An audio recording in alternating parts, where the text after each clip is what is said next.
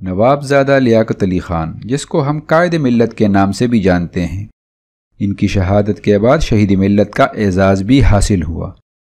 پاکستان کے پہلے وزیر اعظم بنے۔ 15 اگست 1947 سے لے کر 16 اکتوبر 1951 تک اسی عہدے پر فائز رہے۔ راولپنڈی کے لیاقت باغ میں ایک پروقار سیاسی تقریب جاری تھی اور قائد ملت بھی اس میں شریک تھے۔ تاریخ تھی 16 اکتوبر 1951۔ برٹش انڈیا کے صوبے پنجاب کے علاقے کرنل میں 1 اکتوبر 1895 کو پیدا ہونے والی یہ عظیم شخصیت سٹیج پر موجود تھی۔ اچانک گولی چلتی ہے اور چند ہی لمحوں میں یہ عظیم مفکر اور قائد ملت لہو لہان کر دیے جاتے ہیں اور موقع پر ہی زخموں کی تاب نہ لا کر خالق حقیقی سے جا ملتے ہیں۔ سیکیورٹی پر مامور اہلکاروں کی بروقت کارروائی سے قاتل کو موقع پر ہی ہلاک کر دیا جاتا ہے۔ یہ تھا تصویر کا ایک رخ جو دنیا کو دکھایا گیا۔ اب ہم دکھائیں گے آپ کو تصویر کا دوسرا رخ جو انتہائی بھیانک ہے، جس سے آپ اس ڈرامے کو سمجھ جائیں گے جو آپ کو تصویر کے ایک رخ میں دکھایا گیا ہے۔ لہٰذا اس ویڈیو کو پورا دیکھیے گا آخر تک تاکہ ساری کہانی آپ کو اچھی طرح سمجھ میں آ جائے۔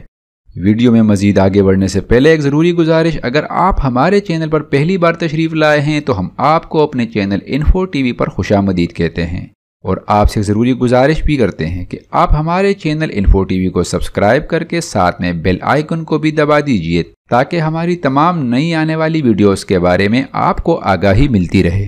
اصل کہانی شروع ہوتی ہے اس دور سے جب افغانستان میں ظاہر شاہ کی حکومت تھی۔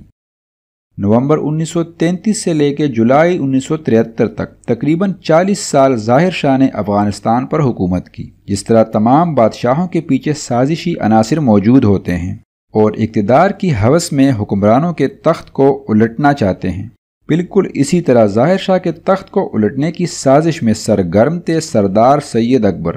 اس سازش کی بو ظاہر شاہ کو پہلے ہی آ چکی تھی، اس لیے بادشاہ ظاہر شاہ نے برٹش آرمی سے مدد مانگی اور سازش میں ملوث سید اکبر کو پکڑوا دیا۔ چونکہ سردار تھے اس لیے خاص قیدی بنا کر رکھا گیا، یعنی تمام سہولتوں کے ساتھ کسی بنگلے میں نظر بند کر دیا گیا۔ جی ناظرین و سامعین، کہانی کا پہلا حصہ یہاں ختم ہوتا ہے۔ اب چلتے ہیں پاک و ہند کی تقسیم کی طرف۔ جب پاک و ہند کی تقسیم ہو گئی تو برٹش آرمی اس خطے سے واپس جا رہی تھی۔ اس وقت سردار سید اکبر کو پاکستانی حکام کے حوالے کر دیا گیا۔ سردار سید اکبر کو پاک فوج کی نگرانی میں ایبٹ آباد کے ایک بنگلے میں بالکل اسی طرح شاہی قیدی بنا کر رکھا گیا۔ کہانی کا دوسرا حصہ بھی یہاں پر ختم ہو جاتا ہے۔ اب کہانی اپنے اصل موڑ کی طرف آتی ہے جب پنڈی میں لیاقت علی خان صاحب جلسے کے شرکاء کے سامنے تھے کہ ایک بالکل سامنے کی نشستوں پر بیٹھا ہوا شخص ان پر فائر کر دیتا ہے اور وہ موقع پر ہی شہید ہو جاتے ہیں۔ خان صاحب کے بالکل پیچھے کڑا ایس پی پشتو زبان میں کچھ بولتا ہے۔ چونکہ پنجاب میں جلسہ ہو رہا تھا اس لیے وہاں کانسٹیبل بھی سارے پنجابی تھے، لیکن ایک کانسٹیبل کو پشتو سمجھ آ جاتی ہے اور وہ 3 گولیاں چلا کر قاتل کو وہیں پر ختم کر دیتا ہے۔ قاتل کی شناخت سید اکبر کے نام سے ہوتی ہے۔ یہ وہی سید اکبر ہے جو ایبٹ آباد کے ایک بنگلے میں آرمی کا قیدی تھا۔ وہ پنڈی کے 2 ہوٹلوں میں اپنے اصلی نام سے ٹھہرتا ہے۔ نہ صرف ٹھہرتا ہے بلکہ اسے جلسے کا ٹکٹ بھی دے دیا جاتا ہے، اور وہ بھی صرف جلسے کا ٹکٹ نہیں، سب سے آگے والی سیٹ کا ٹکٹ، وہ بھی ہتھیار کے ساتھ۔ حیرت کی بات ہے، مانا کہ پرانا زمانہ تھا لیکن وزیر اعظم کو سیکیورٹی تو تب بھی دی جاتی تھی۔ بہرحال اصلی قاتل کا سمجھ لیجئے قصہ ختم ہو گیا۔ آپ جانتے ہیں کہ پاکستان کی سرزمین پر سب سے پہلی بار اسکاٹ لینڈ یارڈ کو کس کیس کی تفتیش کے لیے پاکستان بلایا گیا؟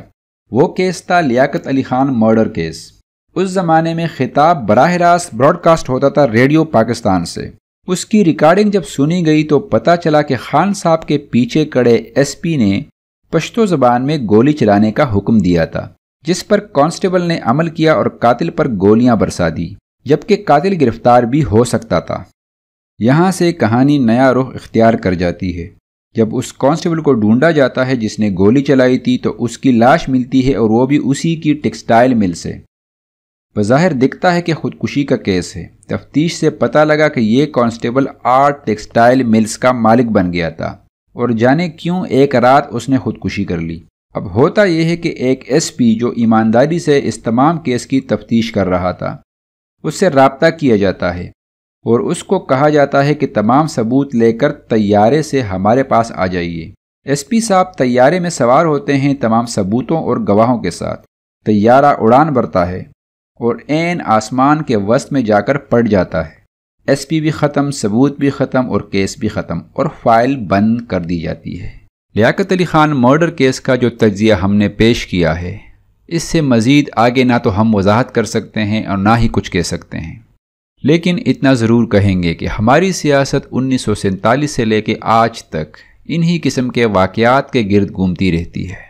یہاں پہ سب سے اہم سوال یہ پیدا ہوتا ہے کہ ایک بندہ جو آرمی کی کسٹڈی میں تھا، وہ کس طرح وہاں سے چھوٹ کے آ جاتا ہے؟ کون اس کو سپورٹ کر رہا ہے؟ اس کے مقاصد کیا ہیں؟ آخر لیاقت علی خان کو کیوں قتل کیا گیا؟ اس کے پیچھے کن لوگوں کا ہاتھ ہے؟ ان کے بینیفیشریز کون ہیں؟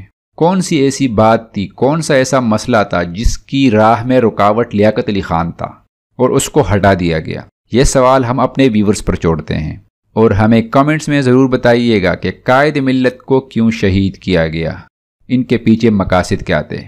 مجھے امید ہے ہمارا آج کا تجزیہ اور ہماری آج کی ویڈیو میں دی گئی معلومات آپ کو بہت پسند آئی ہوگی، لہٰذا اس ویڈیو کو لائک کیجئے، دوستوں کے ساتھ شیئر کیجئے، اور ایسی ہی دلچسپ معلوماتی ویڈیوز کے لیے ہمارے چینل انفو ٹی وی کو سبسکرائب کرنا ہرگز مت بھولیے گا۔